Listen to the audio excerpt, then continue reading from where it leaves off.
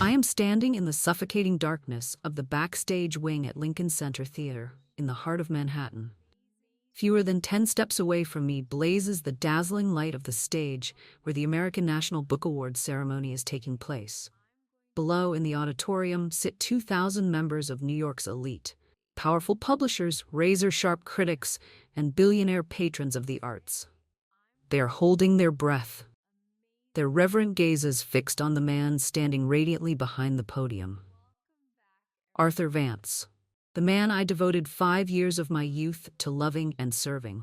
America's celebrated literary genius, the author of The Ghost in the Mirror, the novel that has just defeated every competitor to claim the most prestigious trophy of the night. Arthur wears a flawlessly tailored tuxedo, his hair slicked perfectly back. He lifts the trophy high, smiles at the crowd, and leans toward the microphone. The entire hall falls silent, waiting for his acceptance speech. In the darkness backstage, I close my eyes. My palms are soaked with sweat as I clutch the hem of my old gray evening dress. My heart pounds wildly with happiness and pride. Just 15 minutes ago in the lounge, Arthur had taken my hands, his voice urgent and pleading. He said he needed a speech that would shake the room. He wanted a tribute, a romantic proposal, to the woman who had changed his life. And I, with all the love and boundless naivety of someone who had lived in the shadows for half a decade, picked up a pen. I poured my heart out onto a scrap of paper, writing the most sincere words I could summon, and handed it to him before he walked out onto the stage. Arthur's voice echoes through the surround sound system, deep and irresistibly moving. He says, "This award, this glory, would be utterly meaningless if I had to stand here alone." I smile in the darkness. My lips move silently, repeating every sentence, every word he speaks, because those words were written by my own hand. He continues, "There is someone who has always been beside me during my darkest nights. Someone who patiently corrected every one of my mistakes, who breathed life into every page of this book. You are the light of my life, the heartbeat in my chest. Without you, this work and I myself would be nothing but an empty shell." Tears spill down my cheeks. I take a step forward, the tip of my shoe touching the boundary of the stage lights. I am ready. After 5 years of being a ghost, a nameless ghostwriter, Arthur is finally keeping his promise. He is about to call my name. Arthur looks down toward the front row of the VIP section. He reaches out his hand, his voice trembling with emotion. "And tonight, before the whole world, I want to ask you one question. Please come up here, the love of my life, the brilliant editor from Manhattan Publishing, Chloe Miller. Will you marry me?" The world around me shatters. I do not hear the thunderous applause of thousands rising to their feet. I do not see the flashes of cameras exploding like a storm. All I see is Chloe Miller, beloved daughter of the publishing conglomerate's chairman, standing in the front row. The young beauty in a blazing red silk dress with a high slit is covering her face, sobbing with joy. She runs onto the stage and throws herself into Arthur's arms. Arthur holds her tightly. He drops to one knee, pulls a sparkling diamond ring from his pocket, and slides it onto her finger before dozens of live television cameras. He uses the very words torn from my heart to propose to his mistress. He uses my mind, my heart, as the launch pad for a political marriage that will bring him power and money. I step back. The darkness of the backstage wing swallows me whole. My throat tightens, unable to release even a single sob. What I feel is not the heartbreak of a woman rejected. It is the cruel, suffocating revulsion of someone betrayed to the very core of her dignity. That book is mine. Every idea, every plotline, every torment of the characters, mine. He is a hollow man, a writer who has suffered from creative drought for 5 long years. I turn away and stagger back to the VIP lounge. I sit on the cold leather sofa, staring blankly at the carbon-copied sheet where the speech I drafted still presses through. Nearly an hour later, the door swings open. Arthur walks in. The trophy is still in his hand. He loosens his bow tie, his face flushed from champagne and the smug satisfaction of victory. Chloe is not with him. She is probably outside, showing off her diamond ring to the reporters in the lobby. When he sees me still sitting there, the smile fades from his lips. He frowns. There is not a trace of guilt or awkwardness in his eyes, only annoyance. He says coldly, "You're still here? The ceremony's over." I look up at him. My voice is hoarse and broken. "Why?" You asked me to write a proposal so you could give it to her? Arthur laughs. A dry, mocking laugh, cruel and calculating. He walks to the liquor cabinet, pours himself a glass of bourbon, takes a slow sip, and turns back to me. Don't look at me like some martyr, Bella. We're adults, be realistic. Chloe is the heiress to the biggest publishing empire in America. Her father can release my books worldwide in 20 languages. She has beauty, status, the ability to stand beside me on every red carpet. And you? Have you looked at yourself in a mirror lately? He steps closer and lifts my chin with a finger, his touch dripping with contempt. You're just a bookish girl who smells of stale coffee and printer's ink. You're useful in a closed room, but you'll never belong out in the spotlight. You ruin my image. I slap his hand away.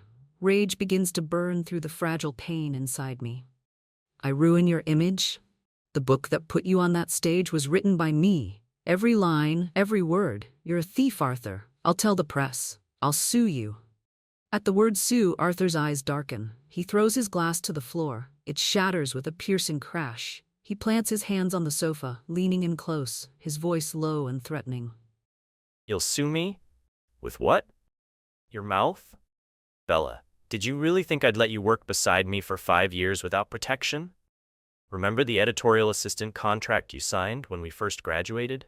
It's a non-disclosure agreement drafted by the most expensive lawyers in Manhattan. Everything you wrote in my apartment, at my desk, belongs to my intellectual property. I gave the ideas, you typed them down. You're just a typewriter, Bella. A typewriter that eats food, nothing more. He straightens up and brushes his jacket as though touching me might dirty it. And if you're planning to threaten me with that rough manuscript for part 2, you're too late. Arthur smirks and tosses a set of keys onto the table. This morning, while you were out grocery shopping, I transferred every original file from your computer to my hard drive and registered the copyright under my name. Arthur Vance. Part 2 legally belongs to me now. My heart skips a beat. He stole the draft of the next book, the one I spent 6 sleepless months constructing.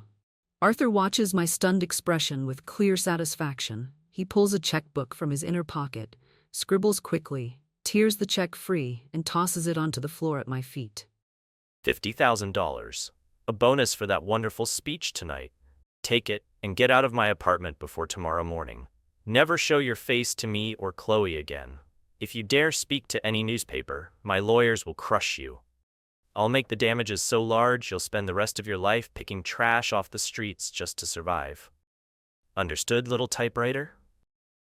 Arthur turns and strides out, leaving me alone in the freezing room, the check lying among shards of broken glass. I do not pick it up. I do not cry. The last tears of innocence inside me have already dried.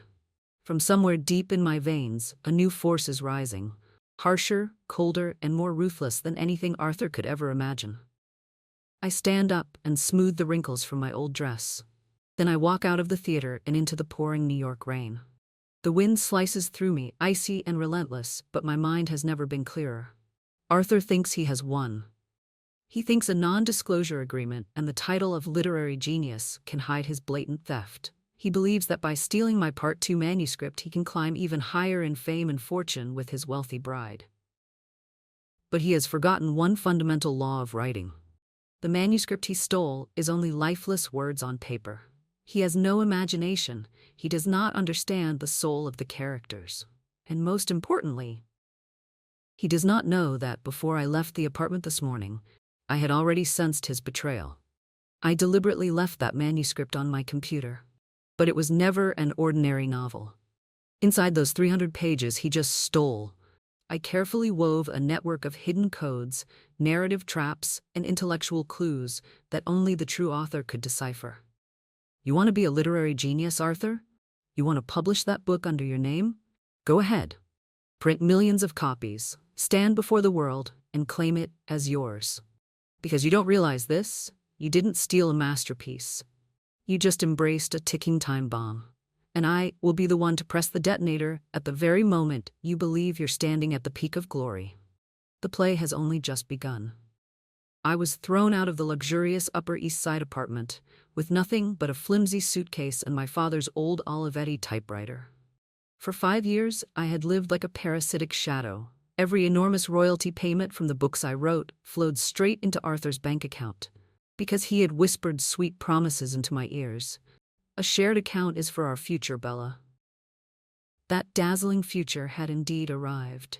It just happened to bear another woman's name. I dragged myself to Brooklyn and managed to rent a dilapidated attic, barely sealed off with thin plywood boards. On my first night there, I curled up on a damp, mold-smelling mattress, chewing on a piece of dry bread. But hunger and cold were not the most terrifying things. The real destruction was happening inside my mind. The psychological manipulation Arthur had planted in me over half a decade began releasing its poison. In the darkness, his contemptuous voice echoed endlessly in my ears. You're just a typewriter. You don't have any real thinking. You're useless. I stared at the typewriter sitting on the floor. Every time I tried to touch the keys, my hand jerked back as if burned. I was afraid. I began to doubt myself. Was I really nothing more than a hired typist? Were all those brilliant ideas actually born from Arthur's ramblings, and I had merely been lucky enough to arrange them? I cried. Bitter tears fell onto the backs of my hands. The pain of betrayal, the suffocating loneliness, and the feeling of losing my very soul tore me apart. A writer stripped of self-respect, that is the slowest and cruelest death imaginable. Still, I had to survive, even if only barely. I wandered through the streets searching for work, until fate pushed me through the door of Libris, an antiquarian bookstore tucked quietly into a forgotten corner. Libris had no neon sign, no glossy bestsellers.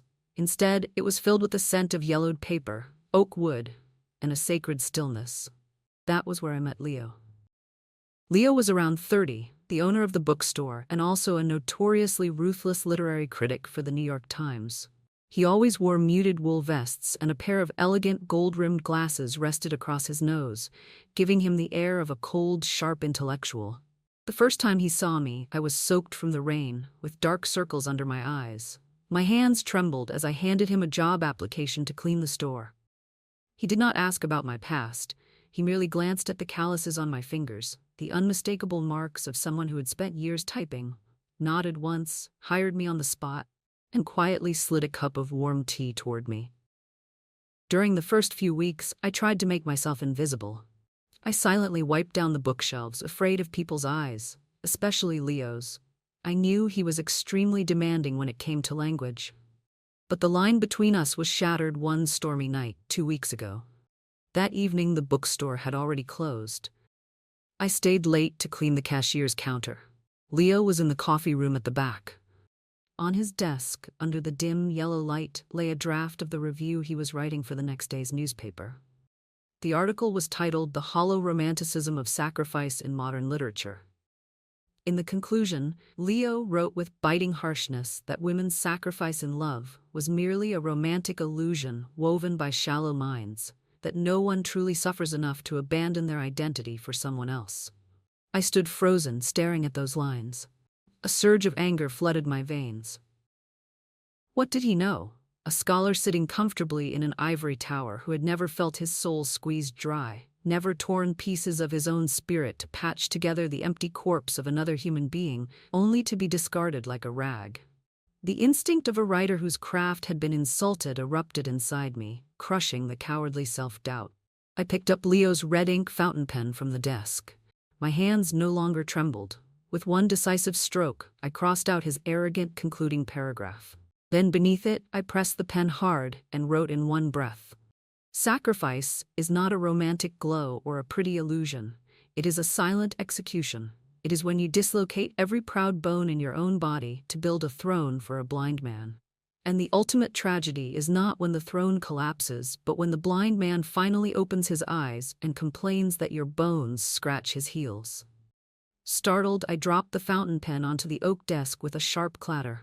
Red ink splattered across my fingers like streaks of blood. Leo stood at the doorway of the break room, holding 2 cups of coffee. He looked at me. Then he looked down at his manuscript, now violently crossed out. Panic crashed over me. Arthur's psychological poison resurfaced. I backed away until my spine hit a bookshelf, clutching my head with both hands, waiting for the explosion of rage, for the familiar insults. You dared to edit my words? You useless thing. I'm sorry, Leo. I stammered through tears, my entire body shaking. I didn't mean to. I've lost my mind. Please don't fire me. I'll leave right now. I turned to run, but Leo moved quickly. He did not shout. He set the coffee cups down and picked up the manuscript. The silence became so deep I could hear my own heartbeat pounding in my ears. Leo read my red ink lines, once, then again. His breathing slowed. Slowly he lifted his head and looked at me. The cold, razor-sharp gaze of the ruthless critic was gone. In its place was something else. Shock. Recognition. The fierce resonance of two powerful minds colliding in the dark. He stepped closer, then gently reached out, not to slap me or push me away, but to take my ink-stained hand in his. His grip was steady, grounding me, pulling me out of the panic. Bella. He said, his voice low and rough with undisguised sorrow. Who hurt you enough to write something like this? I stared at him in disbelief. He was not angry that a janitor had dared edit his writing. He was looking straight into my scarred soul. In that moment, I realized he was not seeing a broken woman. He was witnessing a bleeding genius. And that intellectual recognition was more romantic, more electric than any confession of love. You're not a cleaner, Bella. Leo murmured, his thumb brushing the red ink on my fingers. These words, they're devastating. This is the purest form of literature I've ever seen. From that night on, Leo's attitude toward me changed completely. He no longer treated me as an employee. He gave me access to rare books, discussed Hemingway's narrative structures with me, debated Fitzgerald's Collapse. Every time I offered a sharp insight, his eyes lit up. I felt like a withered flower slowly being revived by the warm rain of genuine respect. And then, 3 days ago, the biggest secret surfaced. Leo happened to bring back an advance copy of The Ghost in the Mirror, the very book Arthur had just won the award for. He complained that the novel had a strange fracture. The emotional descriptions of pain were too authentic, yet the chapter structure felt clumsy, as if someone had crudely cut and rearranged it. I was wiping the counter when I heard the title. My face drained of color. The old wound tore open. I turned away and dropped the wooden tray. Leo froze. He looked at my pale face, then at the framed red ink paragraph on his desk. The razor-sharp mind of a top critic instantly connected the clues. The eerie similarity in rhythm, in sentence cadence, in the obsession with light and shadow. He walked over and placed both hands on my shoulders, forcing me to face him. For 5 years, Arthur Vance was mocked as a lucky fraud because his first novel was terrible. Leo said slowly, each word striking like a hammer. Then suddenly he releases this masterpiece, and the world calls him a genius. But he writes about women like a man staring through a window. And you, the paragraph you wrote that night, you were bleeding from the inside. He leaned closer, his breath warm against my forehead. Bella, tell me the truth. A typewriter cannot cry. A typewriter cannot create a soul. You are the real author of The Ghost in the Mirror, aren't you? At that question, the last wall inside me collapsed. 5 years of suppression. 5 years of having my identity stolen, of being brainwashed into believing I was worthless. For the first time in my life, someone tore away the mask of that fake literary genius and called my soul by its true name. I collapsed onto the dusty floor and sobbed. I told him everything, the cursed NDA, the humiliating award ceremony. The night Arthur stole the entire file of my Part 2 manuscript from my computer to turn it into a wedding gift for his mistress. When I finished, Leo's eyes burned with ruthless fury. He's rushing the publication of Part 2, I said, wiping my tears. My voice had hardened. They plan to release it on Thanksgiving. Leo gripped my hand. But that manuscript is your masterpiece. If he publishes it, he'll succeed again. I'll use my credibility at the New York Times to expose him tomorrow. No, Leo. I looked up at him. The ice in my eyes had crystallized into blades. A faint smile curved across my lips, one I barely recognized. Don't do anything. Let him publish it. Leo blinked. What? You're gonna let him steal your creation again? I'm not letting him steal it. I'm giving him a noose. I took a slow breath, feeling power surge back into my veins. On the morning he threw me out, I sensed his betrayal. He's lazy and obsessed with fame. He'll simply change the character names and hand the manuscript straight to his editor, his mistress. And she's empty inside. Neither of them will ever notice the trap I planted. I leaned closer to Leo and whispered like I was sharing a deadly secret. Throughout the entire Part 2 manuscript, I used an acrostic technique. If you take the first letters of hundreds of paragraphs in Chapter 7 and combine them, they spell, I am Bella, the true author of this book. And the final strike is in the last chapter. I encoded every tax evasion and money laundering scheme Arthur asked me to type 3 years ago. I turned the shell companies into street addresses and house numbers belonging to the villain. I still have the receipts in my suitcase. The plot matches his dirty financial records perfectly. The FBI is going to love that novel. Leo was stunned. Behind his gold-rimmed glasses, his eyes widened. He stared at me, not with pity, but with absolute reverence for a dangerous, brilliant mind. Then Leo slowly smiled, the smile of a formidable ally. He lifted my hand and pressed a soft kiss onto my calloused fingers. My heart skipped a beat. Warmth spread through my body, dissolving the darkness of 5 imprisoned years. Arthur called you a typewriter, but he doesn't realize he just stole a manuscript from a queen. Starting today, you're not cleaning shelves anymore. I'll call the sharpest copyright lawyers in New York. And you? Sit down and write Part 3.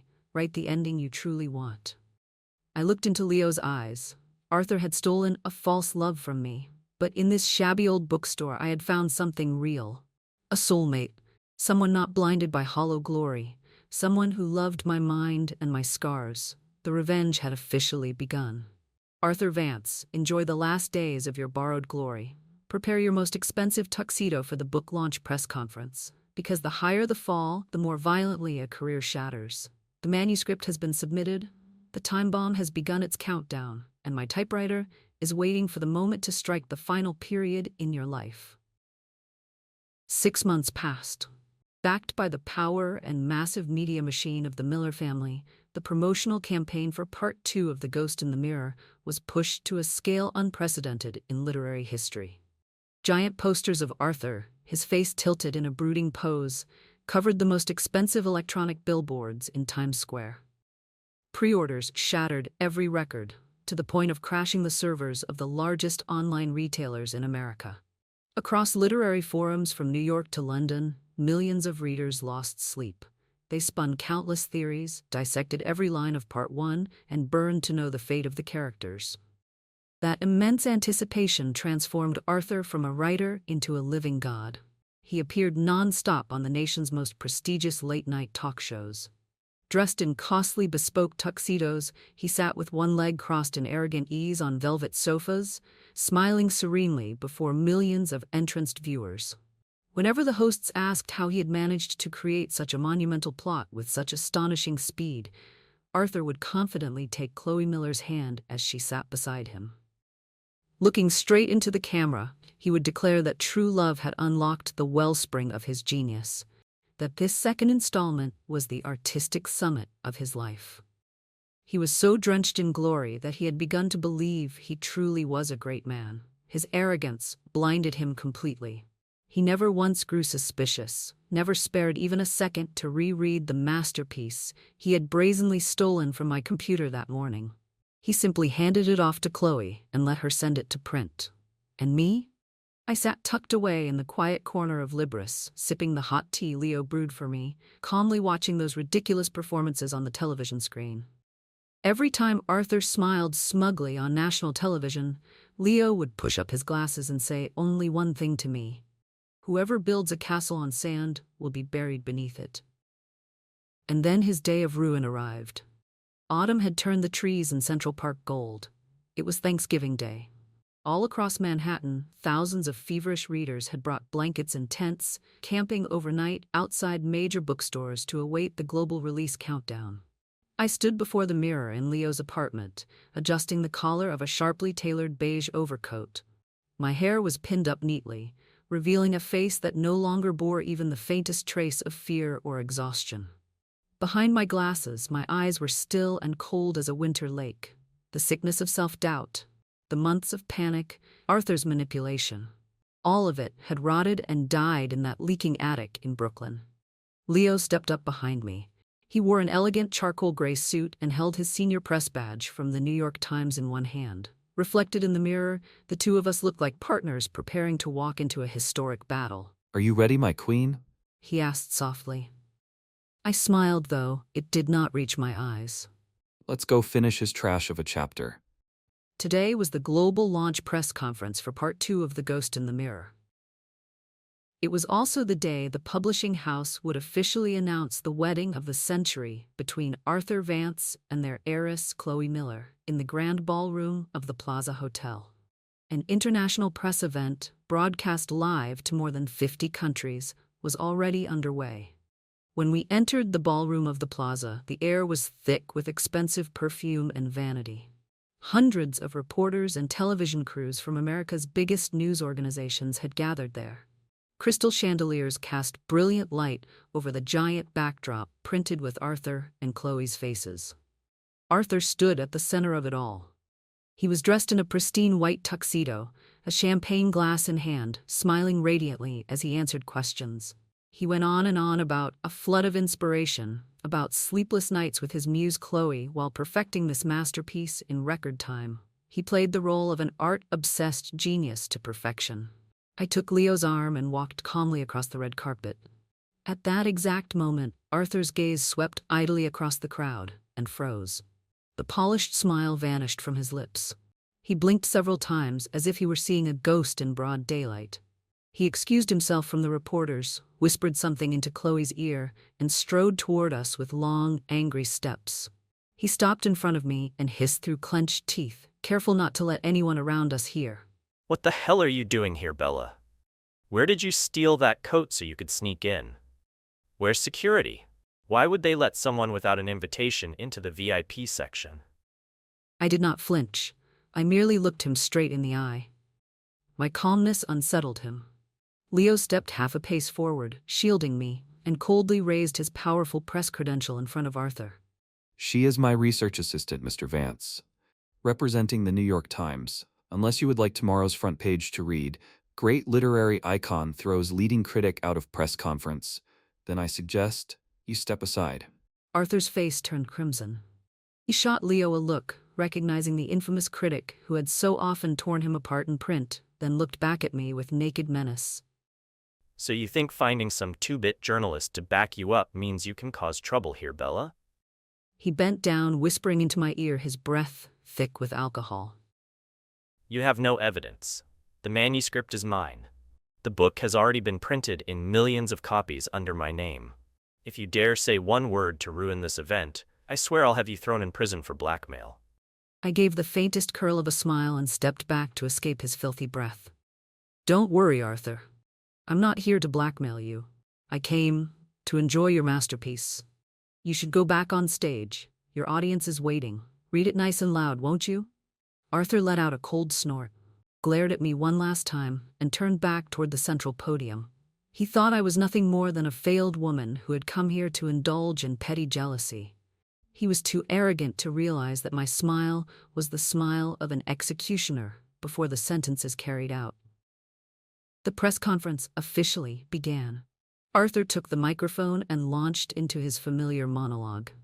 He chose to read an excerpt from Chapter 7, exactly as I had predicted, because it was the most philosophical chapter, full of inner torment, the kind he always loved using to parade his counterfeit depth. His voice rang through the glittering hall. He read the words I had torn from my own gut in that leaking attic room.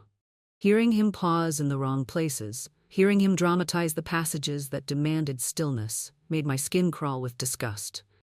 But I stood there with my arms folded, waiting patiently. When the reading ended, thunderous applause filled the hall. Arthur bowed and signaled for the Q&A to begin. A flood of entertainment reporters' hands shot up, asking shallow questions about wedding plans, honeymoon destinations, whether there would be a part 3. Arthur answered smoothly, sometimes leaning over to kiss Chloe lightly on the cheek, sending the crowd into delighted frenzy.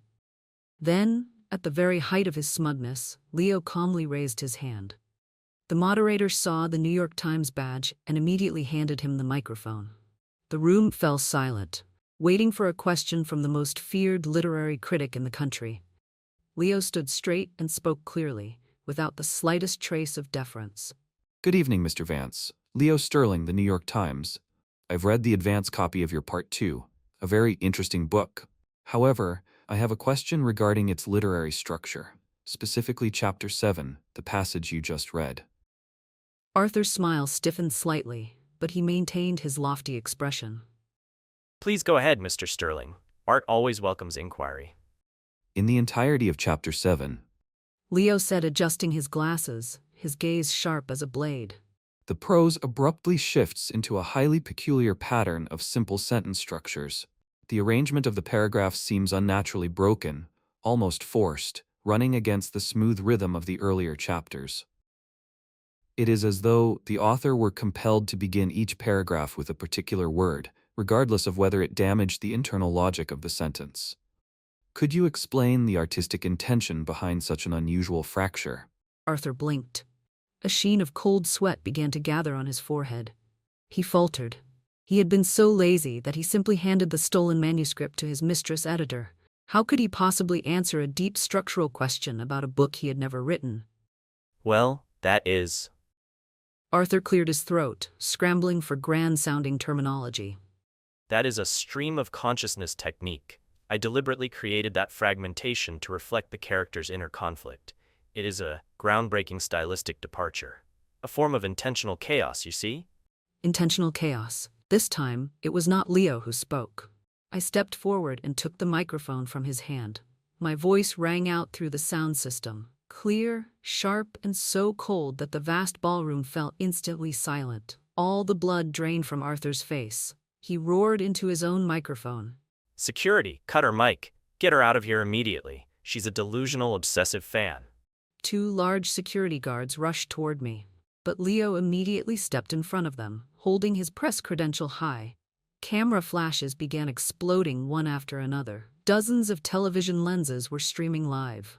Throwing out a journalist and his assistant in the middle of a global press conference would have been media suicide. The security team froze, hesitating, glancing toward the organizers. I did not waste the moment. I looked straight at Arthur, my eyes locked on him like a predator on prey. Your so-called intentional chaos, Arthur, is actually a very old literary technique. It is called an acrostic. A murmur rippled across the room. The sharper cultural reporters immediately began flipping open their copies of the book. To all members of the press here tonight, I declared, my voice carrying across the hall. Please turn to page 214 of your brand new books.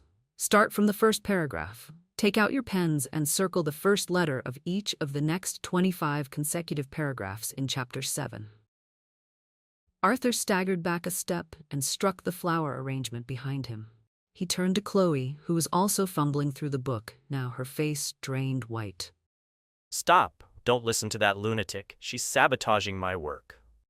Arthur shouted in desperation. But it was too late. The sound of pages turning swept through the room like a hive bursting open. Seconds later came the sharp intakes of breath, the shocked whispers, then rising cries. A veteran journalist in the front row shot to his feet, holding up the book, his face pale with the realization that he was witnessing a fraud of historic proportions. I turned toward the camera pointed at me and slowly read out each letter they were now seeing, as though pronouncing sentence upon a condemned man. The letter I, the letter A, the letter M, the letter B, the letter E, the letter L, the letter L, the letter A. When you combine the first 25 letters of those paragraphs, they form one complete sentence. I paused and drew a deep breath. The air in the room seemed to vanish. I am Bella, the true author of this book. Arthur Vance is a plagiarist. The ballroom exploded. Reporters surged forward. Flashbulbs erupted like a thunderstorm. Microphones were thrust toward the stage. Mr. Vance, how do you explain this? Is it true that you stole the manuscript? Who is Bella, Mr. Vance? Arthur stood trembling on the stage. The microphone slipped from his hand and hit the floor with a shriek of feedback. He clawed at his hair, pointing at me, stammering miserably. She hacked my computer. She secretly inserted those paragraphs into my original file before she left. Yes, that's it. She sabotaged me. I didn't write those words. I'm the victim here. You really are a fool, Arthur, I said, laughing. A cold sound in the middle of the chaos. You just admitted that you never properly reread your own manuscript before submitting it to the publisher. But if you think Chapter 7 can be dismissed as hacking, then let me explain the final chapter. At the mention of the final chapter, Arthur completely came apart. His knees knocked together. I stepped forward and drew a thick file from my handbag. I held it high for every camera in the room to see. In the final chapter, the villain is captured by the police for illegal money transfers. Do you remember the names of the shell companies and the strings of numbers hidden in the villain's notebook, Arthur? His mouth fell open, but no sound came out. 124 Alpha Cayman, 89 Omega Switzerland, 56 Beta Bermuda. Those numbers are not fictional details. They are real bank account numbers, the ones holding your tax evasion and money laundering funds for the last 3 years. I threw the file down onto the red carpet. Carbon copy receipts and bank account statements, the very documents I had secretly kept back when I was still the blind, obedient assistant typing his financial records, scattered across the floor. You called me a typewriter. You looked down on me. You thought I saw only words and never used my brain. You forgot that someone who types 120 words a minute develops a near-perfect visual memory. And I turned your entire dirty financial network into the plot of this novel. The ballroom was no longer a press conference. It had become a crime scene. Chloe's father, the chairman of the publishing house, shot to his feet from the VIP section, his face purple with rage. He turned and struck Arthur across the face with a resounding slap, then dragged Chloe, who was crying hysterically, out through the stage doors, leaving Arthur behind despite his desperate pleas. I turned to Leo. He gave a small nod. An hour ago, we sent a decoded copy of this novel, along with all of the carbon copy receipts, to the Federal Bureau of Investigation. I think they will be very interested in your new work, Mr. Vance. As if to confirm his words, from somewhere beyond Fifth Avenue came the shrill wail of police sirens, growing louder and closer, heading straight for the Plaza Hotel. Arthur collapsed onto his knees, bowed over the podium, both hands clutching his face, twisted now with absolute terror.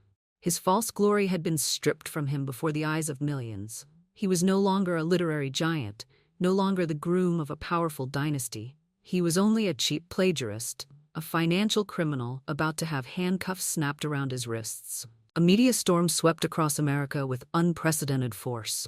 The press conference at the Plaza Hotel was replayed over and over on every news channel. The papers called me the Queen of Revenge, the ghost who stepped into the light, and 1,000 other glittering names. Internet users went wild, hunting for every scrap of information about me. They analyzed every line, every word of The Ghost in the Mirror, searching for traces of my life within it. When the trial finally ended, my world opened onto a new chapter. A chapter so radiant, so overwhelming, that even in my most feverish dreams on that leaking attic floor in Brooklyn, I had never imagined it. The explosion of the series hit American popular culture like an earthquake.